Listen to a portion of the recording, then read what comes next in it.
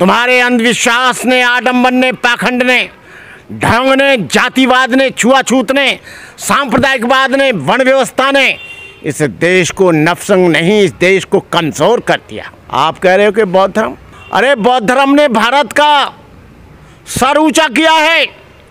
बौद्ध धर्म में भारत को पहचान दिलाई है सारी दुनिया में।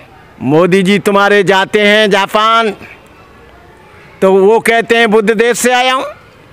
वियतनाम और थाईलैंड जाते हैं, बुद्ध देश से आया हूँ। कंबोडिया में, श्रीलंका में जाते हैं, बुद्ध देश से आया हूँ। वो ये नहीं कहते कि मैं हिंदू देश से आया हूँ। वो ये नहीं कहते कि मैं रामभद्राचार्य के देश से आया हूँ या धीरेन्द्र शास्त्री के देश से आया हूँ। कौन जानता है आप लोगों को? अरे तुम लोगों को थोड़ा सा गैरत आनी चाहिए, शर्म आनी चाहिए। अरे वो तो डॉक्टर अंबेडकर का भला हो। डॉक्टर अंबेडकर ने तुमको और तुम्हारे भारत को बचा लिया। काश डॉक्टर अंबेडकर मुसलमान हो जाते, करोड़ों लोगों के मस्तिष्क मक्का मदीने चले जाते। काश डॉक्टर अंबेडकर ईसाई हो जाते, करोड़ों लोगों के दिमाग यरूशलेम, न्यूजीलैंड, पोलैंड चले जाते। लेकिन डॉक्टर अंबेडकर ने सोचा कि भारत की धरती पर उपजी हुई संस्कृति, भारत की संस्कृति बौद्ध धर्म को ही अपनाऊंगा जो सारी दुनिया में फैली हुई है। अरे आप लोगों को शर्म नहीं आती? अरे तुम इतने गैरत हो गए कि बौद्ध धर्म की वजह से सारी दुनिया जानती है। और बौद्ध धर्म नफसंग कैसे बनाएगा? वियतनाम अमेरिका से कई 1 वर्ष तक लड़ाई लड़ा, अमेरिका को हराया। जापान के बौद्ध भिक्षु एरोप्लेन में उड़कर हीरा कीरी करी, क्योंकि एक तरफ ही पेट्रोल जाने का था, लौटने का नहीं था। लेकिन वो दुश्मन की गोली से मरना नहीं चाहते थे। वो एक तलवार रखते थे, अपने पेट में मारकर स्वयं मर जाते थे। श्रीलंका के बौद्ध भिक्षुओं ने कुर्बानी दी।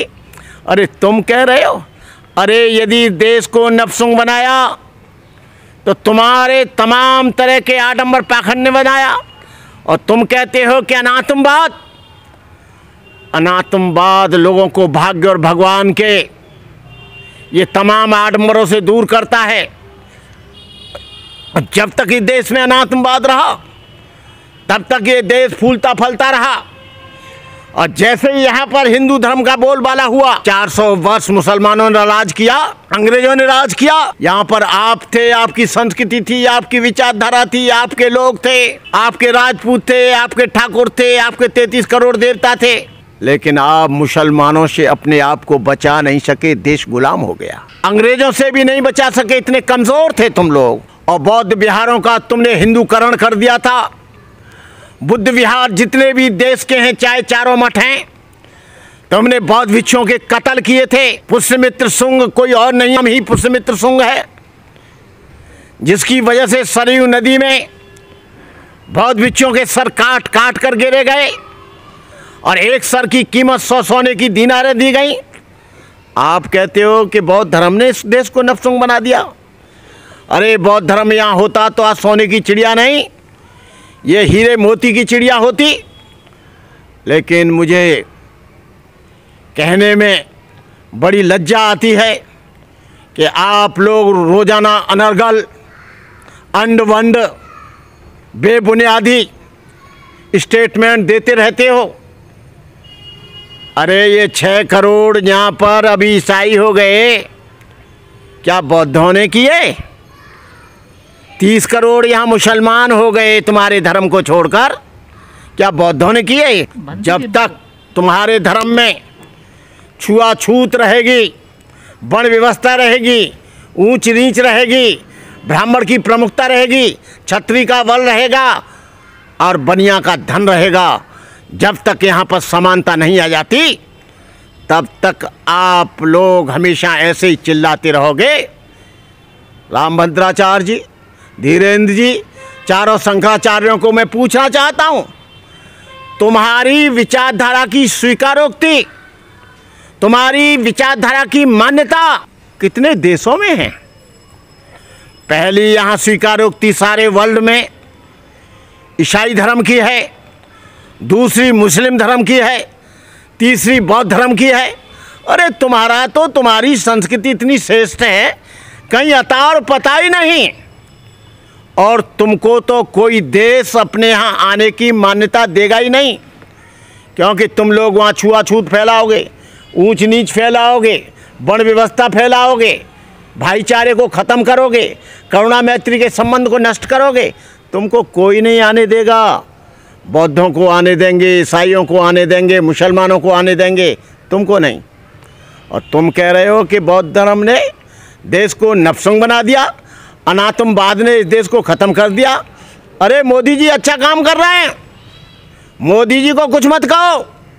मोदी जी जहाँ जाते हैं बौद्ध देश में कहते हैं बुद्ध देश से आया हूँ। तुम कितना भी पीछे पड़ना, बौद्ध देश में जाने पर कभी नहीं कहेंगे मैं हिंदू देश से आया हूँ, रामभद्राचार्य के देश से आया हूँ, धीरेन्द्र शास्त्री के देश से आया हूँ, चारों शंकराचार्य के देश से आया हूँ। अरे तुम्हारे नाम से तो वहाँ कोई पानी नहीं देगा, पानी भगा देगा। ये केवल बुद्ध के नाम से उनको सम्मान मिलता है। इसलिए मैं कहना चाहूँगा कि अपनी आवाज़ को थोड़ी लगाम दो, इस तरह के अंड वंड मत दो। और आरक्षण की जहाँ तक बात करते हो, 5000 वर्ष से आप लोग आरक्षण ले रहे हैं। आप चमारों को गाली देते हो, शेड्यूल कास्ट को गाली देते हो और उनको हिंदू समझते हो, उनके आरक्षण का विरोध करते हो। अरे 5000 वर्ष से तो आरक्षण महाराज आप ही ले रहे हो। मंदिरों में किनका आरक्षण है? तुम्हारा और तुम्हारे समाज का। दक्षिणा कौन सबसे ज़्यादा देते हैं? तुम और तुम्हारा समाज। तुम अपने धर्म की दुहाई देते हो। रामनाथ कोविंद जगन्नाथपुरी में जाते हैं, उनको अंदर नहीं घुसने दिया जाता, तब तुम्हारा स्टेटमेंट नहीं आता है, तब तुम्हारे मुंह सब सिल जाते हैं, तब तुम कोई आंदोलन नहीं करते हो, तब तुम कोई बात नहीं करते हो। अरे रामनाथ कोविंद तो छाती पीट पीट कहता है कि मैं हिंदू हूँ, लेकिन उस हिंदू को जगन्नाथपुरी के मंदिर में नहीं जाने दिया गया। और आप सब लोग जितने भी शंकराचार्य और रामभद्राचार्य से लेकर धीरेन्द्र शास्त्री तक सब लोग चुप बैठे रहे। क्या इसी तरह का हिंदू बनाओगे?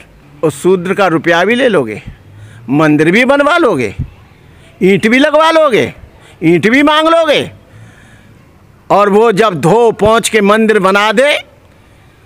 अरे मूर्ति यहाँ बनती हैं राजस्थान में, पैरों के नीचे दबाकर एक एक छेनी से बनाता है वो आदमी 4-6 महीने में। और मूर्ति बनकर जब मंदिर में लग जाए तो वो पवित्र हो जाती, प्राण प्रतिष्ठा कर देते हो। अरे प्राण प्रतिष्ठा अपने बाप में भी कर दो, लेकिन लोगों को बेवकूफ़ बनाने के लिए। अरे कहीं पत्थर में कहीं प्राण प्रतिष्ठा आज तक हुई है क्या? मरे हुए आदमी में नहीं होती है। ये अंधविश्वास जब तक रहेगा, जातिवाद तब तक रहेगा, छुआछूत जब तक रहेगी, तब तक लोग सारे भारत में धर्म परिवर्तन करते रहेंगे। तुम नहीं रोक सकते। अभी भी 6 करोड़ ईसाई हो गए, मुसलमान धर्म में जा रहे हैं। तुमने कभी दिखाया कि 50 लोग भी मुस्लिम धर्म को या ईसाई धर्म को छोड़कर हिंदू हो रहे हैं? वो क्या करेंगे आपके यहाँ आकर? आप तो वहाँ पर उनके ऊपर ढेर सारे प्रतिबंध लगा देते हो। तुमको शिक्षा प्राप्त नहीं करनी है, तुमको आरक्षण नहीं लेना है, आरक्षण हम ही लेंगे। 5000 वर्ष से धन भी हम ही लेंगे, शक्ति भी हम ही लेंगे, बुद्धि भी हम ही लेंगे। कर लो, ले लो, ले लो, कोई मना नहीं कर रहा, ले लो।